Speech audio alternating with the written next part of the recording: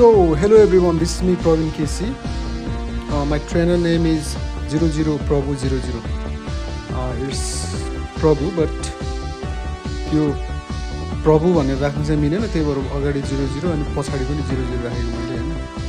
मैले चाहिँ यो पोकेमन गो पहिला पनि खेलेको हो, तर पहिलाको मेरो एकाउन्ट चाहिँ एउटा जिमेलमा थियो र त्यो जिमेल चाहिँ मैले रिकभर गर्न खोजेको। त्यसमा चाहिँ मेरो एनसेलको नम्बर थियो 9041 वाला। अनि मैले एनसेल सेन्टरमा चाहिँ त्यो नम्बर मैले फेरि प्राप्त गर्न सक्छु भन्दा चाहिँ उहाँहरूले दिनु भएन, पाइँदैन भन्नुभयो। प्लस मेरो जिमेल रिकभर गर्नको लागि चाहिँ के आइडिया छ भनेर मैले सोधेको पनि थिएँ, तर त्यसमा उहाँहरूले केही पनि गर्न सक्नु भएन, केही पनि भएन भनौँ। त्यसपछि मैले फेरि पुनः यो पोकेमन गो चाहिँ जनवरी मार्च अप्रिल 2025 को आई थिङ्क अप्रिलमा हो, 45 भनेपछि अप्रिलमा अथवा जनवरी मार्च अप्रिल मेमा अप्रिलमा सायद 45 2025 भनेपछि अप्रिल नै हो। अप्रिलमा चाहिँ मैले स्टार्ट गरेँ फेरि। अनि यो स्टार्ट गरेपछि चाहिँ अहिले चाहिँ मेरो बडी चाहिँ यो जासियन छ, काउन्सो जासियन हो। यसलाई चाहिँ मैले हन्डो बनाएको छु। त्यो हन्डो चाहिँ कसरी भने सिल्भर बोटल क्याप युज गरेर बनाएको यसलाई चाहिँ हन्डो। अनि मेरो फर्स्ट पोकेमन, मेरो फर्स्ट क्याच, अब हामीले यो पोकेमनको स्टार्ट गर्ने बेलामा चाहिँ हामीलाई एउटा पोकेमन दिन्छ नि क्याच गर्न। स्टार्टर 3टा बल्बसर, चार्मेन्डर अनि के हुन्छ स्क्वाडल। यो 3टामा चाहिँ मैले बल्बसरसँग दिएको थिएँ सुरुमा चाहिँ। यसलाई चाहिँ मैले बेस्ट बडी बनाएको छु, 10-10-10 पर्फेक्ट आइबी बट 2 स्टार। यसलाई पनि मैले बेस्ट बडी चाहिँ बनाएको छु। यो मलाई फाल्न पनि यो आइबी जस्तो भए पनि जे भए पनि, किनभने यो नोस्टल्जिया हुन्छ नि त। भनौँ नोस्टल्जिया भन्दा पनि जस एउटा एट्याचमेन्ट भनौँ, यो कस्तो भन्ने अब होइन, मिलाएर बुझ्दा हुन्छ। यो चाहिँ मेरो फर्स्ट पोकेमन हो, प्लस फर्स्ट बेस्ट बडी पनि हो। बडी ब्याग छ यसमा होइन।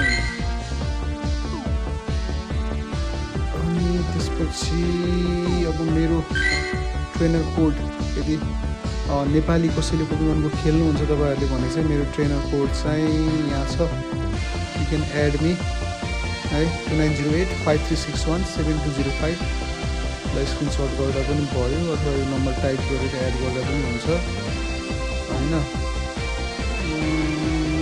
के भयो है, त्यही हो। अब म चाहिँ फेरि पनि बाँकी भिडियोहरू पनि बनाउँछु यसमा, किनकि मलाई यो बनाउनु मन लागिरहेछ कि यो पोकेमन गोको। मैले युट्युबमा सर्च गरेको एउटा SMZ ब्लग्स मेबी हाम्रो, उहाँको चाहिँ पुरानो एउटा भिडियो रहेछ।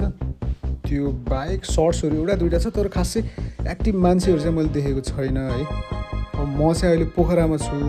पोखरामा हाम्रो ग्रुप पनि छ, मेबी लाइक 12-13 म्याक्सिमम् 15जनाको ग्रुप छ हाम्रो। कहिलेकाहीँ हामी यो इभेन्टहरूमा, तपाईँको जिम्याक्स इभेन्टहरूमा अथवा शनिबार बिदाको दिन पऱ्यो भने कम्युनिटी डेहरूमा भेट्ने गर्छौँ। तपाईँहरू पनि यदि पोखराको नै हुनुहुन्छ भने मलाई क्याम्प फायरमा एड गर्न सक्नुहुन्छ।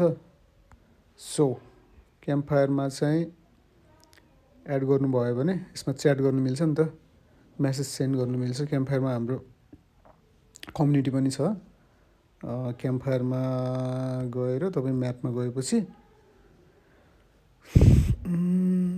यो एरियामा ठ्याक्क तपाईँको यो महेन्द्र पुल ब्रिजनिर चाहिँ मैले एउटा यो ग्रुप भन्छ, कम्युनिटी के भन्छ, यो क्रिएट गरेको छु। यसमा ठ्याक्क तपाईँ गएर पोखरा गोवर्स भन्ने छ, हाम्रो 13जना मेम्बर्स पुगेर रहेछ यसमा होइन। अब अझै कोही कोही चाहिँ जोइन गर्नु भएको छैन होला, सायद क्याम्प फायर कसैले चलाउनु हुन्न होला।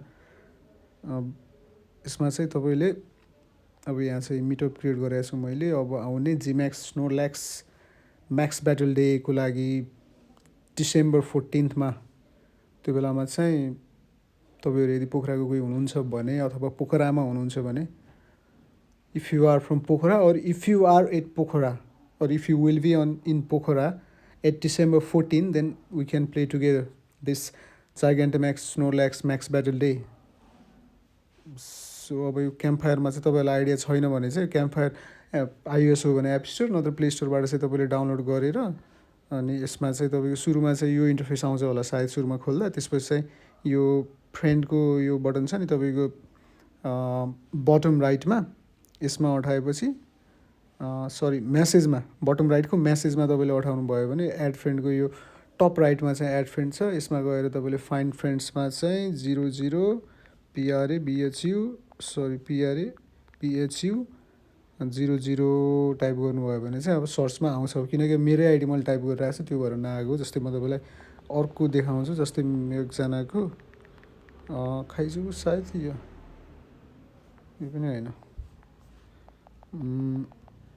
फाइन्ड फ्रेन्ड्स दिपु अन्त